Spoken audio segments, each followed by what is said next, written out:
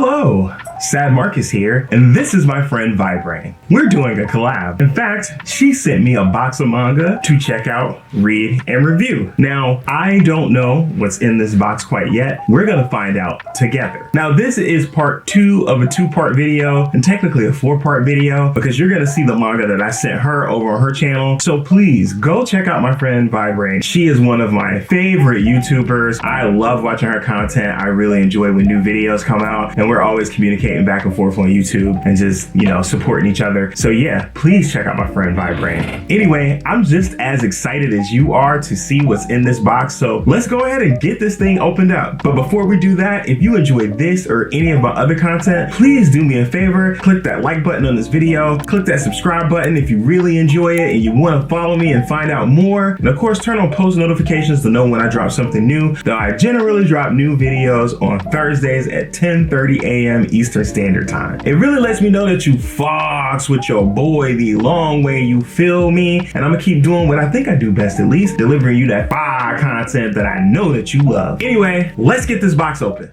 Okay, so as you can see, we have the box right here. My table is kind of small, so I'm gonna do my best. I was trying to figure out the best way to unbox this and you still see like my facial expressions, because I want to capture that. I want to capture my excitement when I see the manga. So let's get the box open.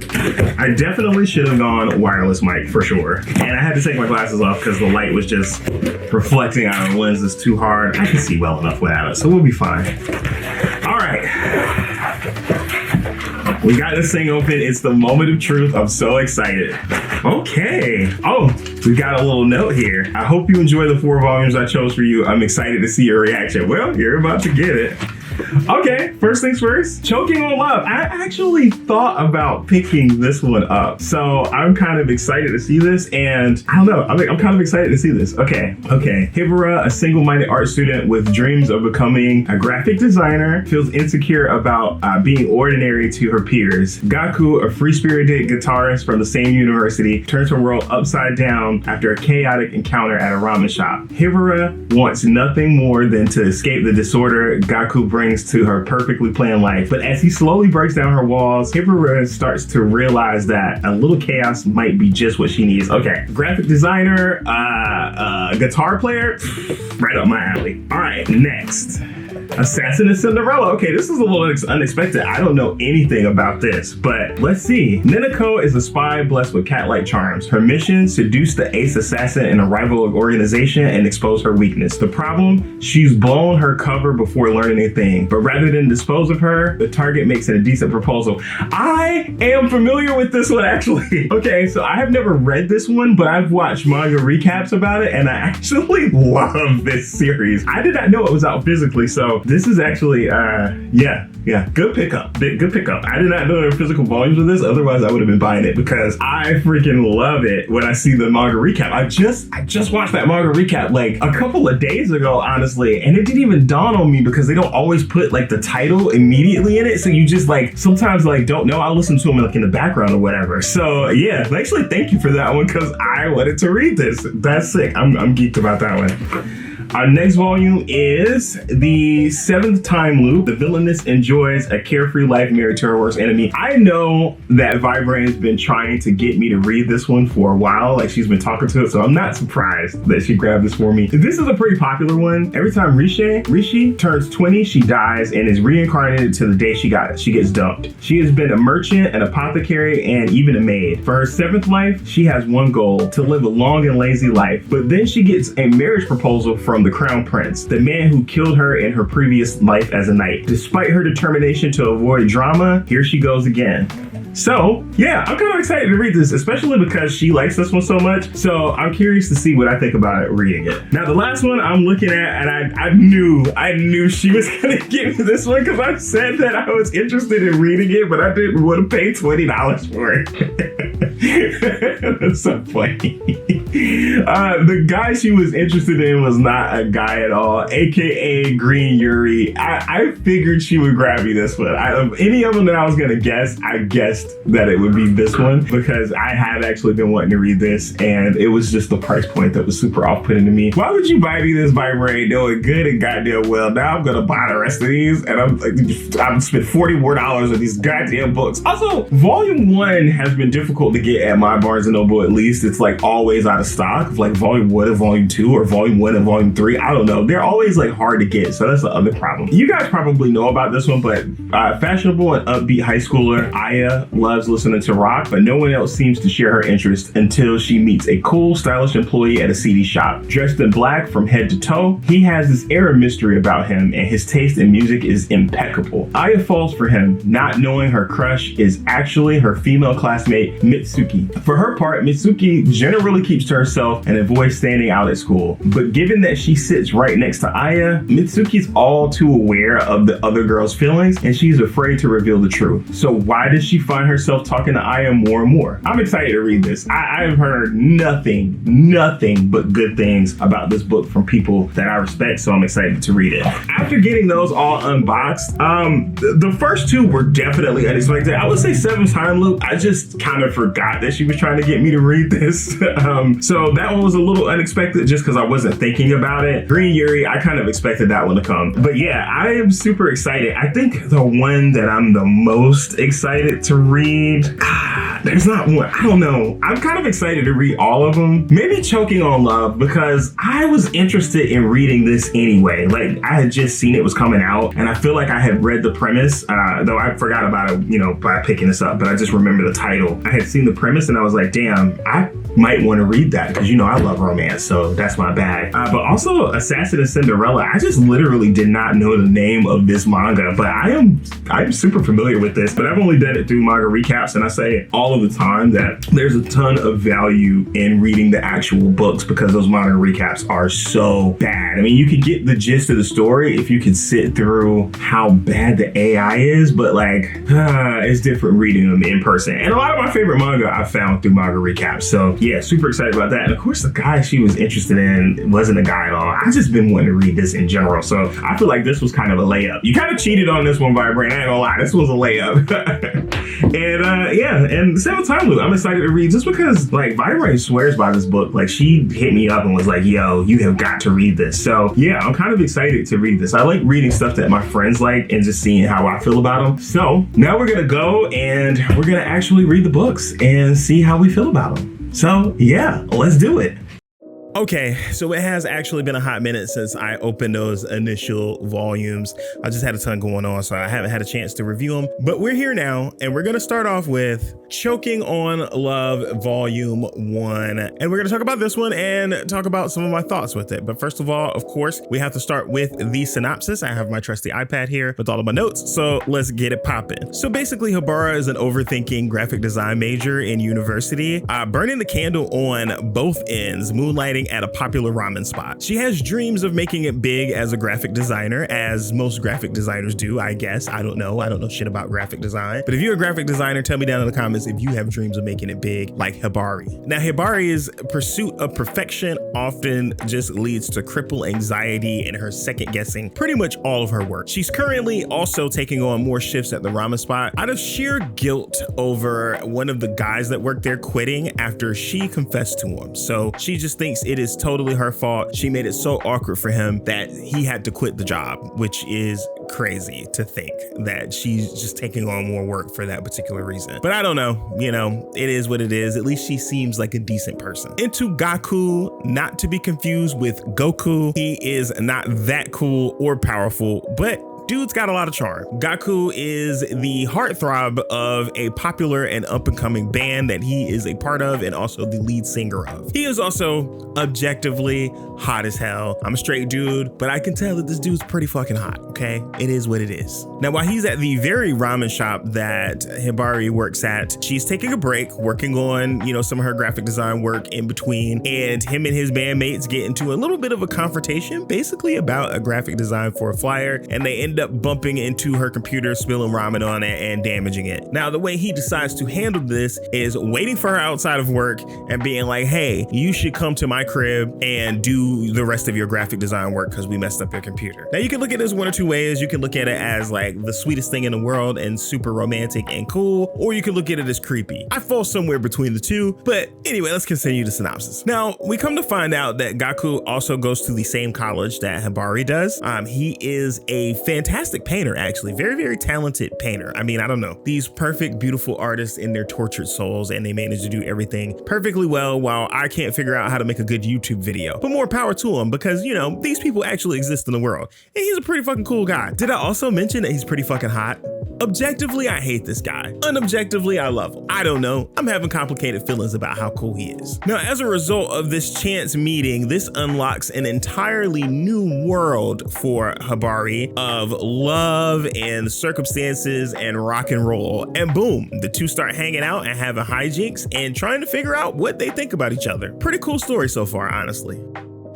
Now that we got the synopsis out the way, let's talk about some of the things that this book does well. Now, first of all, this story was good. I really enjoyed it, to be honest with you. It kept everything pretty simple so it could focus on our main characters and their motivations, but there was a sprinkle of a friend group between Hibari's friends and also the bandmates who function as Gaku's friends. And of course, if you've been watching any of these 4x1s for any amount of time, you know how much your boy enjoys a good friend group. Now, both Hibari and Gaku are incredibly endearing in their interactions, and they feel pretty wholesome, honestly. Like, they don't feel like they're really forcing anything too lewd or etchy. It really genuinely seems like two young adults trying to get to know each other a little bit better and being introduced to each other's world, though I would say it more so leans on Hibari kind of moving into Gaku's world and getting to know like that rock world and what's going on with that. She even takes on like a project making a flyer for them, which turns out to be like pretty cool. I think Gaku especially feels like really earnest too. Like he has like a weird thing going on where he doesn't really mess with girls like that. Like, you know, not that he's gay or anything. Not that there's anything wrong with that. Not at all. I'm just saying that he is not written that way, but he more so has complicated feelings about trying to date. It hasn't necessarily been revealed in volume 1, but they do at least make it a point to hint at the fact that this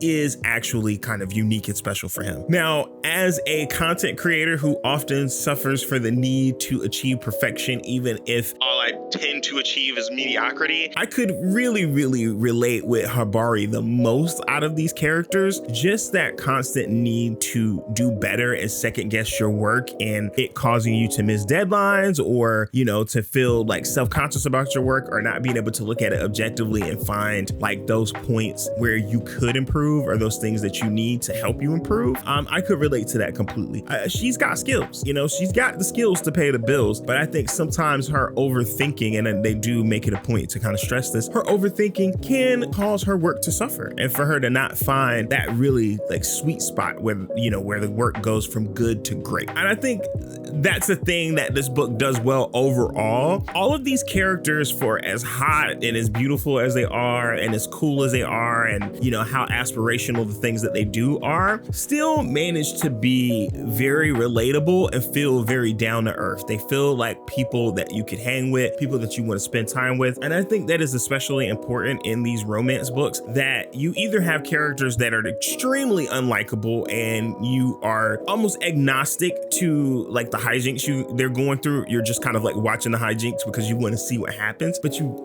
don't care too much about how they affect the characters, a la No Longer Heroine. Or you have characters that are really good and really relatable and you want to see them succeed. You have an investment in reading each and every volume, not necessarily for these sticky situations themselves that are inherently going to come up in romance tropes, but more so because you want to see how these characters successfully navigate it, because you want to see them successfully navigate it. So I think that this book happens to accomplish the latter. And so I think it's doing well for that. Also beyond that, I think at a very fundamental level, the artwork is pretty solid. It's not the best artwork you're ever going to see in your life. It is not bad either. It's pretty standard, but it is pleasing on the eye and it makes it, you know, easy to read. I think the writing is where the standout is though. I think the writing is fantastic. It really gives you a reason to invest in these characters and want to buy into what they have going on.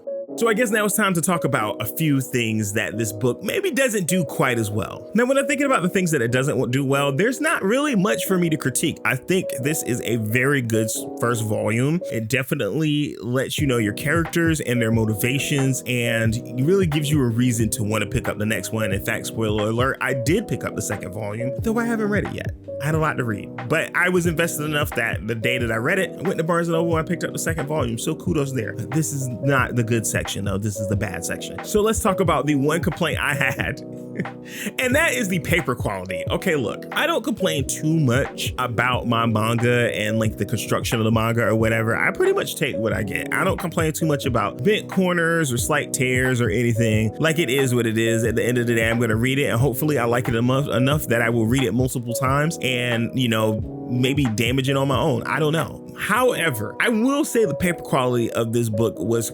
questionable at best. For $14, I really think they could have like made the paper quality a tad bit better, because it just feels like it is going to disintegrate at some point. But that is like a weird nitpick, because overall, I thought this was about as good as a first volume can be in hitting all of the beats that it needs to hit to get you invested in it. I feel like I have stressed that enough. So what is the verdict? I mean, you could probably guess that it's gonna rank pretty high, but let me give you some of the reasons before I give you the ranking. First of all, as I've talked about before, great setup and a great first volume, really solid artwork, not the best in the world, but I think it is, you know, pretty industry standard. Like, it's not gonna take you out of it or anything like that. It just does not get high marks for what it achieves, but the characters are well designed and they are memorable. I did not mention that the fashion is also very good in this book as well. I think overall, this book is an 8.5 out of 10. I think this is a very solid recommendation if you like good adult romance. This puts me in mind of books like How I Met My Soulmate, which I spoke like very, very highly of, but it puts me in mind of books of that kind of caliber. Really solid characters, nothing too world breaking. However, it is a refreshing thing that's written well enough to get you invested in. So once again, 8.5 out of 10. This was a great choice, Vibrain. Off to a great start.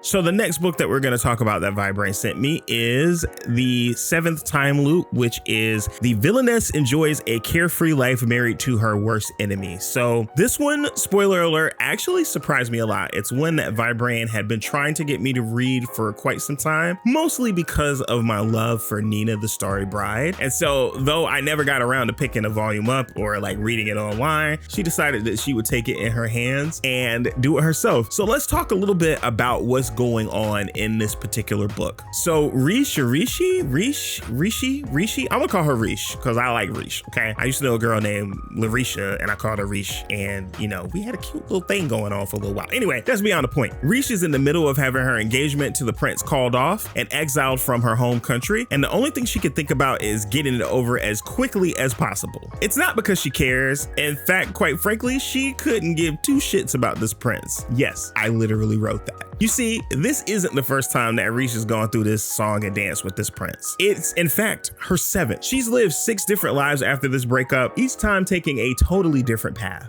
Once she was an exceptional merchant, traveling the world, making sales, meeting people, you know, doing things that merchants do. Once she was an apothecary, studying the healing properties of plants and plant life, and traveling around the world healing people. In her last life, most notably, she was a knight for a country, not her home country, training rigorously until she became the knight for a princess of that particular country. 2 things, however, are true about every loop that she goes through. She always excels at everything she does, taking those skills on to the next loop with her, and she always dies at 20 years old. And it's always caused directly or indirectly by a war brought on by Arnold, the crown prince of the Galkane nation. Now, in Risha's last loop, she died directly at the hands of Arnold. So imagine her shock running into him when she's trying to quickly scurry out of the mansion after one of her dismissals by the prince. Now, Arnold, for his part, is immediately enamored by Risha's beauty, but also her irreverence and her grace, likening her movement to that of a well-trained knight, which she is a well-trained knight, just not in this particular loop. Now, Rish, with her fresh memories of her sword fight with Arnold not that long ago, and the subsequent death that came from that sword fight, is of course taken aback and almost almost immediately hostile to him too. She makes up in her mind that she needs to get the fuck out of there as quickly as possible before this motherfucker kills her again. Now, knowing what she knows she has to get back home as fast as possible. Now, once again, she is shocked and taken aback when the crown prince himself is at her home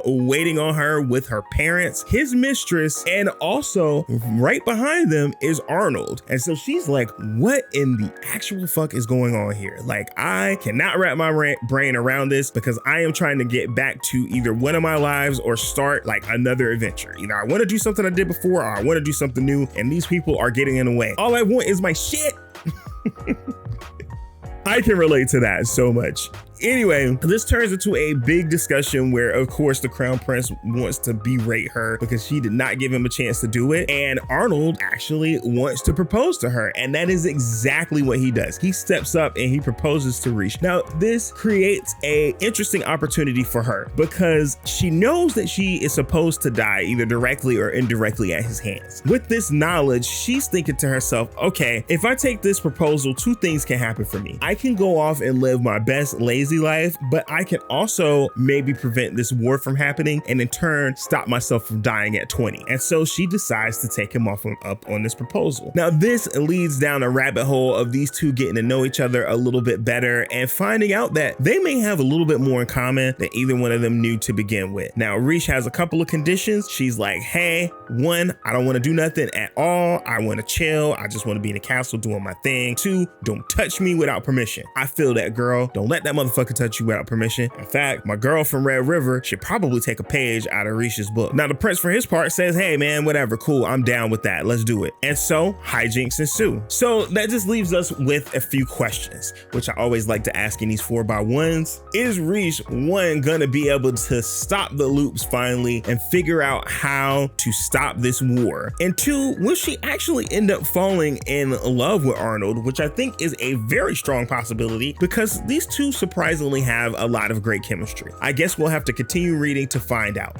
So now that we got the synopsis out the way, let's talk about a few things that this book does well. Now, first, I want to reiterate, like I did at the very beginning of this, I did not expect to like this book this much. I loved it. I really enjoyed it. I can definitely see the shades of Nina, the Starry Bride, but I think it has its own thing going on. I think, you know, they just have similar kind of baseline bones, so to speak. With that said, I absolutely love the way that Shhheessshh is written. I feel like they did a fantastic job of establishing her as a very strong and confident character while making it feel earned. You get to see her go through like these different things, albeit it's truncated, but you get to see her being a helpless and devastated damsel in distress. And in turn, you get to see her like grow in these different positions. And obviously, having done this 6 times before and having the knowledge of kind of how things are going to play out, it makes her be a bit more confident. In fact, every time things are a little bit different, but she has a lot more control over her path. In this particular time, in some ways she does have control, in some ways she doesn't. And I think that creates a lot of intrigue and makes you want to read more into it, especially knowing that our heroine has the skills that she needs to really be able to work her way through this situation. Even if she maybe has to go through another couple of loops, I think she's willing to see this pathway through because ultimately it does feel like it could be at least the best pathway for her to get out of this loop and have a happy life. And with that said, and I think this ties into that first part, I do like the fact that the book doesn't just tell, but it also shows you a little bit, not only of those previous lives, so you do kind of get a glimpse of what she was doing, but it also takes the time to create situations where she can apply those skills that she has learned in those previous lives, which I think really, really elevates this book in a lot of ways and makes it even more intriguing because once again, you can see how she earned those skills and you can see how she can apply those skills and how it can be helpful to her journey. So it is very considered in its narrative writing to make all the pieces fall together in a way that doesn't make Shhheessshh feel like a Mary Sue, right? But also makes it feel intriguing enough that you want to see how these things play out. Now, also, I think the artwork is absolutely gorgeous. I think it is a step above the previous book that we talked about and how well it's drawn, which once again is surprising because overall, like as good as I think the story is, I do think it is like a bit of a throwaway story. Like, I mean, it's just another way way to tell basically something that's like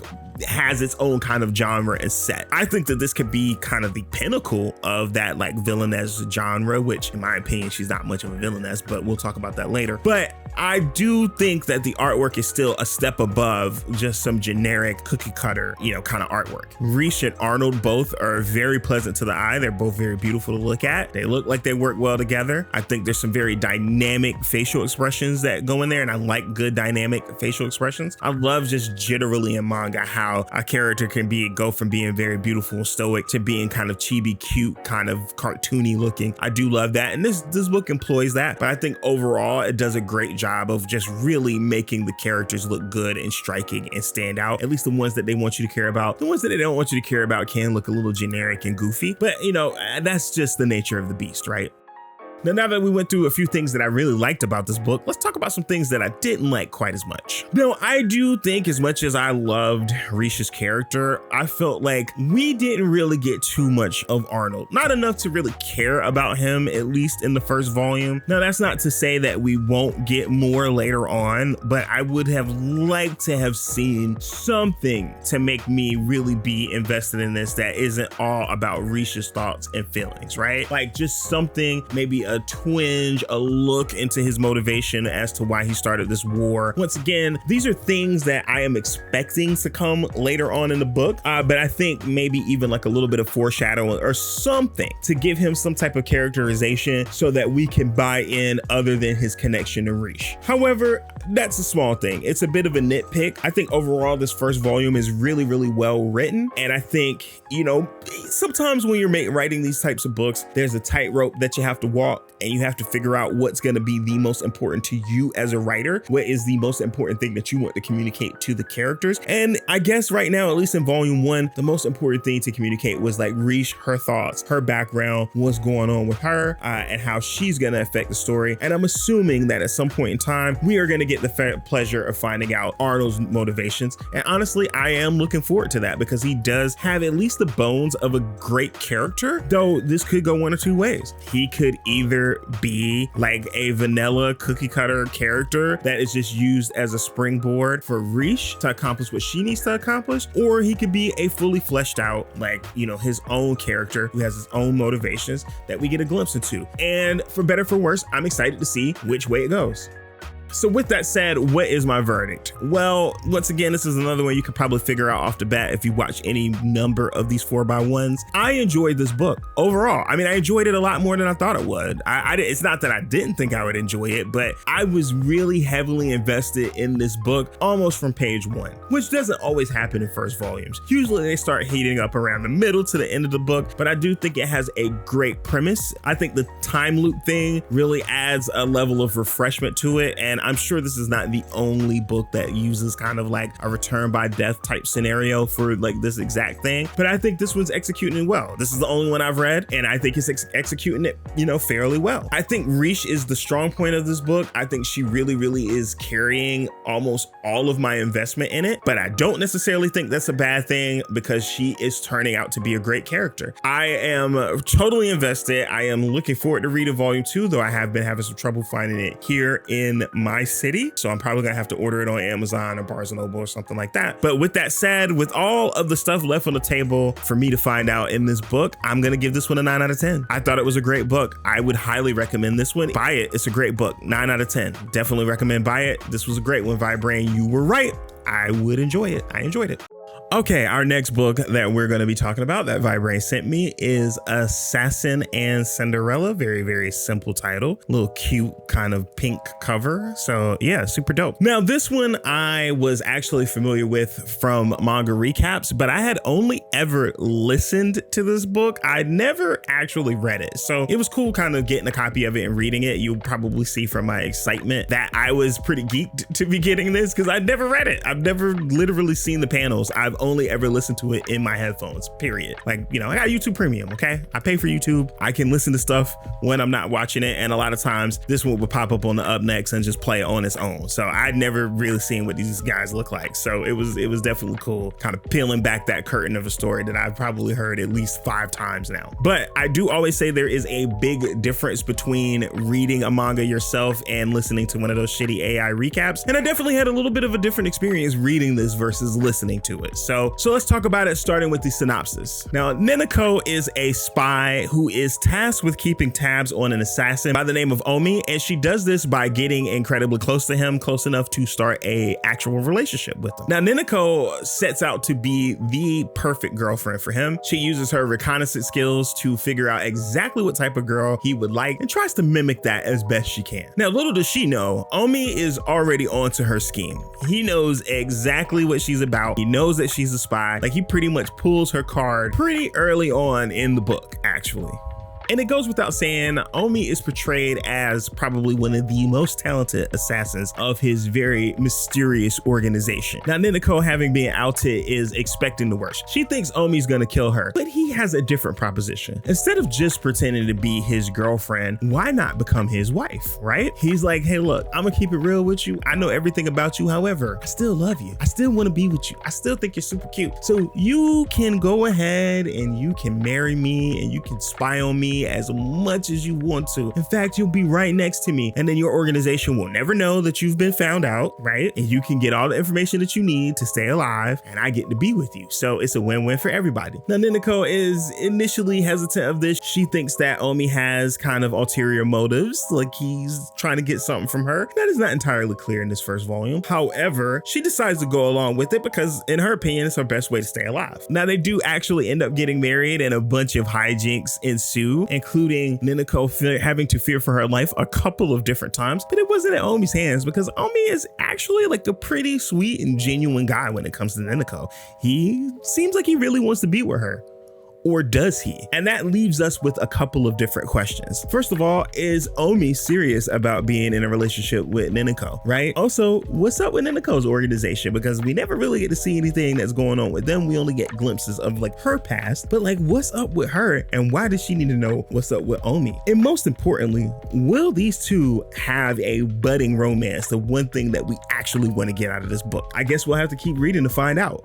So now that we've talked a little bit about the synopsis of the story, why don't we talk about a few things that it has done well? Now, the first thing that I want to say is that Assassin of Cinderella is a pretty uncomplicated story. And I don't mean that in like a negative way. It is like the type of story and the type of like simple and straightforward writing that I would recommend for like a beginner. So if it's your first time really getting into manga and you like this kind of stuff, or if it's your first time getting into like romance, shoujo, like that type of vibe, I think that this is a very good entry point because the characters are very, very beautiful. They are very, very simple. There is like a little bit of action, a little bit of intrigue, a little bit of mystery, just a little bit, but it's all played straight and pretty straightforward, right? You can't really miss anything. There's no deeper themes that you're looking for. Like, it is what it is. I think also these two's interactions are so endearing and so adorable that you can't help but get invested in those two and the success of their relationship and how it plays out. And that's not to also discount the fact that they are both adults, which is like a big thing. Like, obviously, you know, I personally read a lot of high school like rom-coms and stuff like that. I think that's like really my wheelhouse, but I can definitely understand a lot of people not liking that type of stuff. So it gives you like those romance tropes packaged in a more adult, first of all, like adult themes with adult characters. You know what I mean? You get those adult characters that I feel like are often missing in manga, or kind of hard to find in manga, at least translated stuff that we're getting here in the States. Also, and I kind of touched on this a little bit, but the artwork is absolutely gorgeous. It is beautiful. The characters look stunning. Honestly, it is exactly how you would imagine characters would look in like one of those like romance novels that like your mom would read back in the day. Like, this is like, they're just hot like that. That said,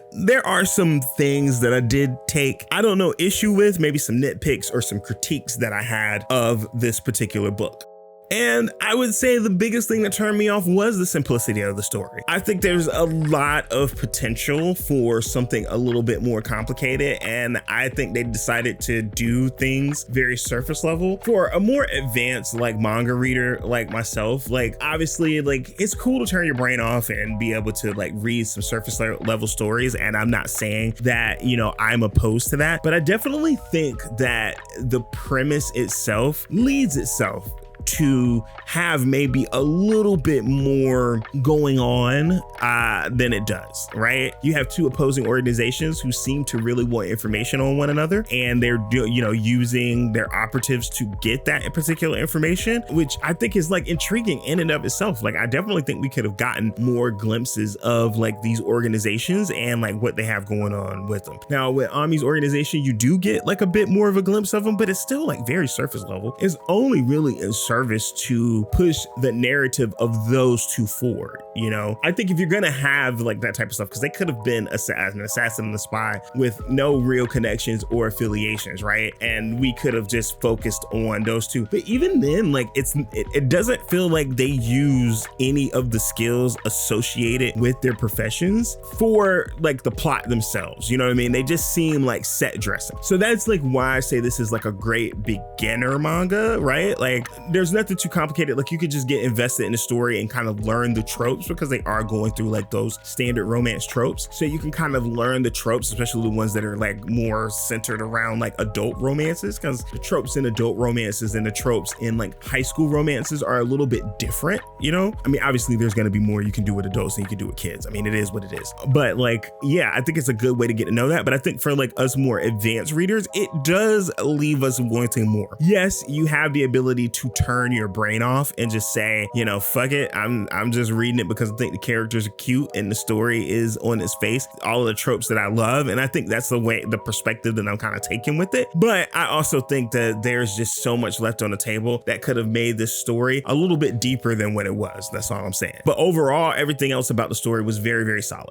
With that said, we definitely have to give it rating and a verdict. It's definitely not going to sit as high as some of the other ones do on this list, but it doesn't mean it's bad, and it does not mean that I'm going to stop reading it. I would say overall, this one was a really fun story. I mean, I think that's the biggest thing it's got going for it. It's a fun story. It's really cute characters, you know, goofy kind of situations they get put into. I definitely think there's like so much left on the table, especially with Neneko, because we really don't get to see like why she's even a spy. Like she doesn't really do no spy like shit, like a little bit, but it's like surface level. It's like fucking Inspector Gadget type spy shit. You know what I'm saying? It's not anything that's going to be really, really groundbreaking, but I think on its face, you know, especially for like a beginner, this is a great book to read as a beginner. I think even if you're a more advanced manga reader, if you're willing to turn your brain off and just, you know, and bask in some really, really hot characters doing hot things, you know what I'm saying? Like, you know, making out and shit like that. I mean, do they even really make out? They don't even make out, but like cuddling and shit like that. It's a cool book. Overall, my feeling on it is about a 7 out of 10, middle of the road book. Solid,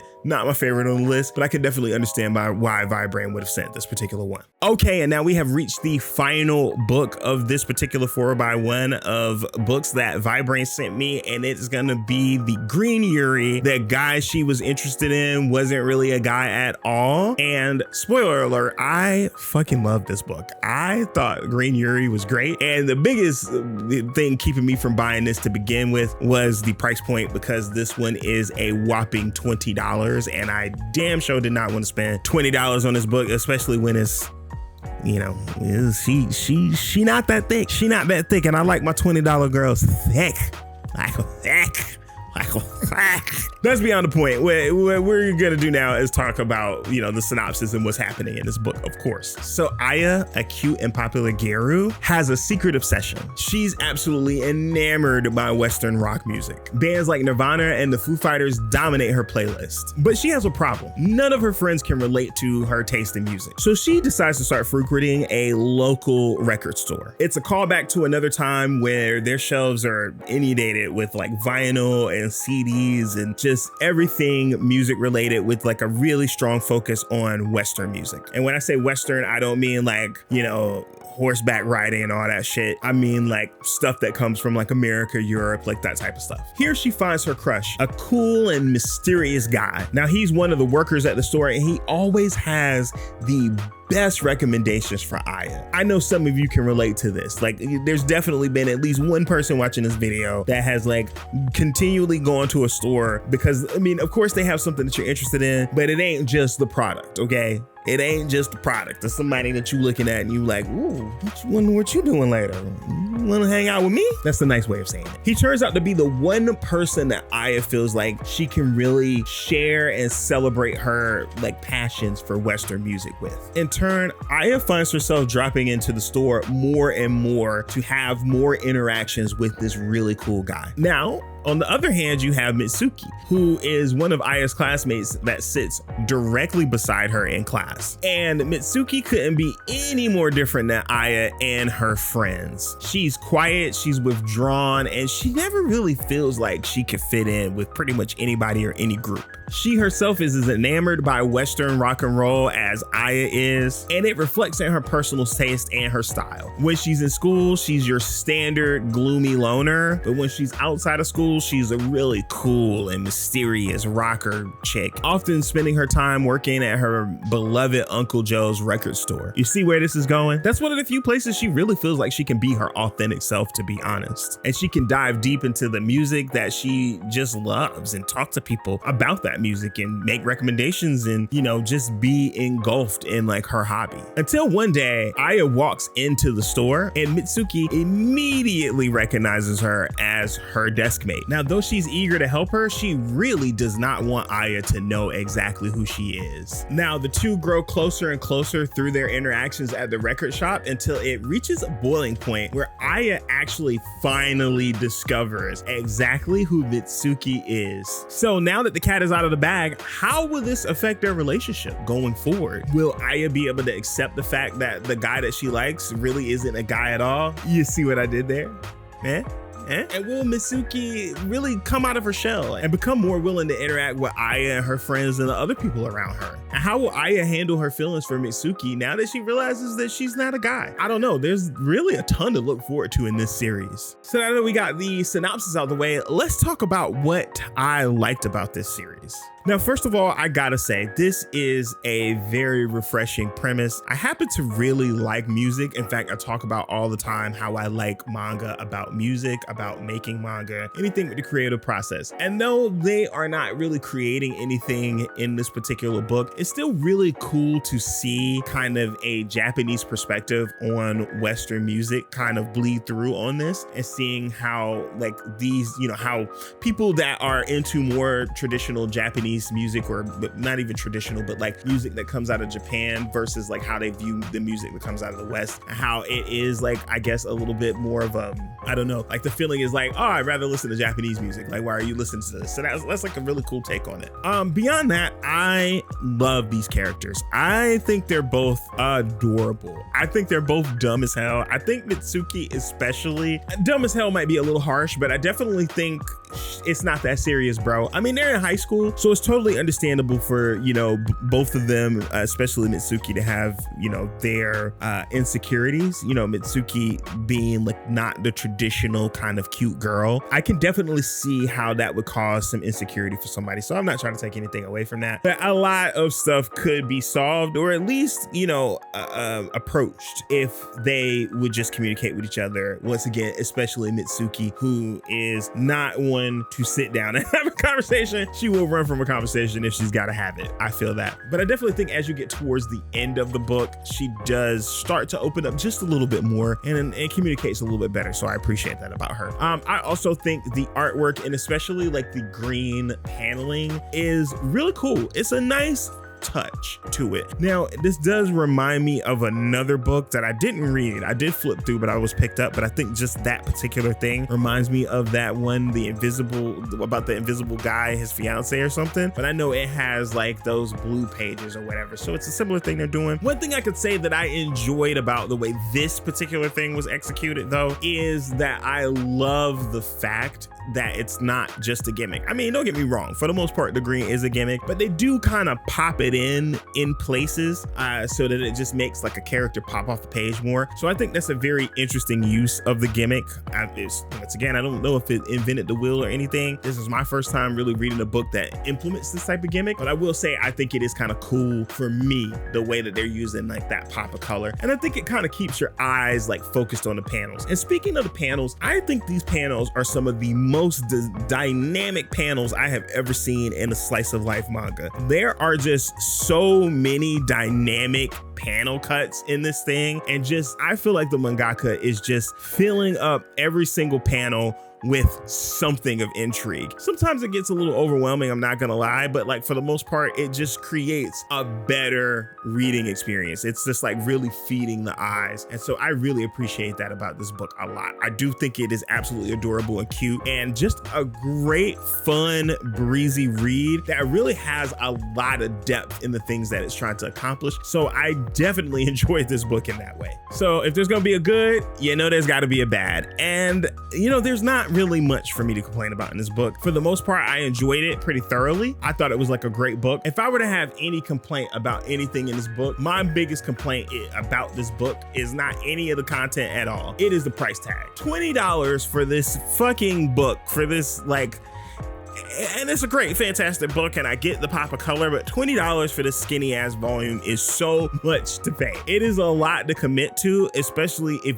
this is an ongoing series. We have no idea how long it's gonna run, but there are what, like 3 volumes out? That's $60. $60 right off top. You know, that's a lot. The average manga cost is what, like $13, and it's about the size of an average manga. Now, once again, I get that those color pages are not cheap, you know, or color printed, you know, the green behind it is not cheap, and you are gonna get some additional costs from that. But I mean, I figured the sweet spot for a book like this would maybe be about $17, and yeah, like $17 is not like a huge difference, but $3 makes a big, when you bring it, you know, over 3 volumes, that's a lot of money. That's $9, okay, over 3 volumes. If you save $3 over 3 volumes, that's quite a bit. I definitely just think the price point should be a little bit cheaper. Not that it's gonna prohibit me from buying it, but it may keep me from buying other books, you know what I'm saying, that I would maybe buy to continue with this series. So yeah, price point is crazy, but other than that, the book is great. So what's my final verdict? What's my final thoughts on this book? I think this is a fantastic book, okay? For a Yuri story, and I tend to like Yuri a little more than BL, just because I feel like the Yuri stories are a little more subtle in the way that they tackle their romances. And I like the subtlety because I think, you know, for the most part, like the straight books, the straight romance books are pretty subtle in the way they attack things, especially like the high school ones are usually pretty subtle in the way they attack those. I feel like sometimes the BL books can be a little abrasive, but if you have like a nice subtle BL romance that you want to recommend, please, you know, recommend it down in the comments. I actually have been thinking about reading some BL books just to, you know, make it all fair. I mean, I feel like, you know, the variety is the spice of life, and sometimes you have to read some things outside of your normal wheelhouse, or, you know, read stuff outside of your normal wheelhouse because you might be missing out on really great stories. And for me, it's all about really great stories. So, you know, I read Yuri stories just because my general, I guess, like kind of impression on what I've watched and read in Yuri has always been a little more subtlety. It's been a lot, you know, a little heavy on the friendships, a little light on the romance, and I kind of dig that. I dig that because I like the friendship stuff too. I like the romance and I like the friendship. I like them both. I like when they come together. Anyway, that doesn't have anything to do with anything. Yeah, I thought this book was great. I thought it was fantastic. It has some great characters. It's appealing to the eye. It's a fun book. There's not really much that I could complain about in this book outside of the price point. This one's really high too. I would say 9 or 9.5 out of 10. There's definitely some wiggle room there for it to grow.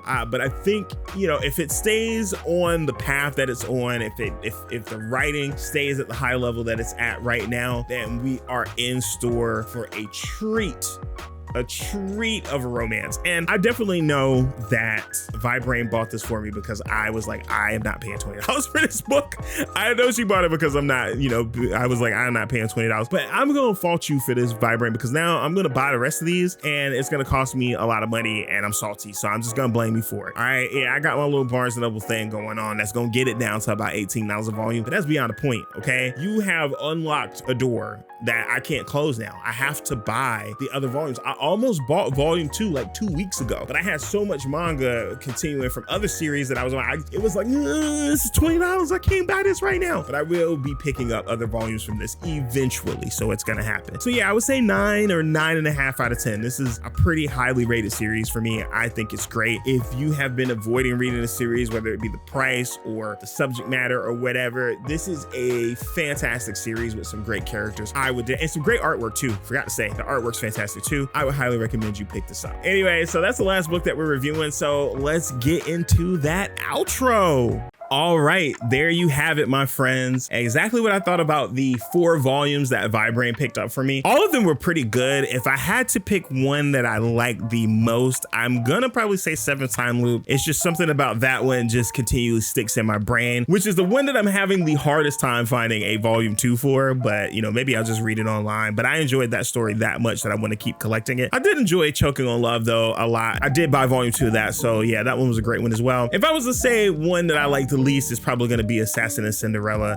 That one was good. I just wanted a little bit more out of it, but that's not to say that I won't continue reading it. I just don't think I'm going to continue picking it up physically. I'll probably read it online as it goes along, and if it ramps up and gets a little bit better, maybe I will go ahead and start picking them up physically again. But I did enjoy the volume nonetheless. With that said, if you're down in Vibrain's community, please let me know down in the comments which one you like the best. No judgments. If you like Assassin and Cinderella the best, more power to you. Just wasn't, the best one for me. But I would love to hear your feedback, and that goes for anybody watching this video. Doesn't just have to be for Vibrain's community. Anybody, whichever one was your favorite, let me know down in the comments. Let me know down also in the comments anything that you want me to read and hear my thoughts on. I love doing these 4x1s. They do take me forever to edit. They just take a long time to record and write and edit, but I enjoy doing it because it allows me to think critically about the media that I'm consuming, and I like to think critically about things. I like to know why I like something and why I don't like something. And sometimes it can be as simple as it costs too much, or it could be as simple as the characters look hot, or it could be something as complicated as the themes that the story is trying to get across. But all of those things are things that appeal to me, and I'm always looking for new manga to kind of look at critically. I'm also open to reading some light novels as well, though don't expect a 4x1 on those fast, okay? Because it takes me a long time to read nothing but words on pages. I like pictures, okay? Now, coming down the pipeline, we've got more 4x1s coming. We have the Ask Me Anything coming. That may actually be the next video after this. Also, manga pickups. I've already picked up a ton of manga for August so far. I mean, I'm recording this in like the middle of August, so there's more to come before the end of this month, and I've already picked up a ton, so that'll probably be coming, though you probably will not see it until September, to be honest, like mid-September. Also, I have a birthday coming up in September 18th, so who knows when this video is going to come out. We're going to be on that bi-weekly format for the foreseeable future, just until I kind of get things together and get a hold on my schedule and really can like lock in, work around, and get back to that weekly schedule. But they still will be coming out Thursdays at 10:30. It'll just be bi-weekly and not weekly, so bear that in mind. When you don't see a video from me, that means it's the off week, okay? Or I'm running behind, which I will always let you know down in the community notes. Anyway, if you enjoyed this video or any of my other videos, please do me a favor, go ahead and click that like button. It really helps me out. But more importantly, click that subscribe button. Let me know that you fox with your boy the long way, you feel me? And I'm gonna keep doing at least what I think I do best, and that's delivering you that fire content that I know that you love. Anyway, if you enjoyed this, you will probably enjoy one of the 2 videos you see on the screen. And until next time, as I always say, let's continue to talk about the things that we like, the things that we don't, and everything in between. Until next time, peace.